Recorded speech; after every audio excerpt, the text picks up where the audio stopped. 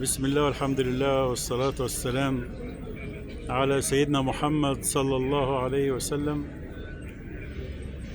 أحبابنا الكرام، الرسول عليه الصلاة والسلام يعني لما جه يسيب مكة المكرمة، الرسول يعني يقسم ويحلف: والله إنك لأحب بلاد الله إلى الله وأحب بلاد الله إلي، ولولا أن أهلك أخرجوني ما خرجت. يعني فعلا الواحد بيحس بروحانيات جميلة جدا، وبحس بأشياء عظيمة جدا وهو في مكة المكرمة، ودي أطهر بقاع الأرض.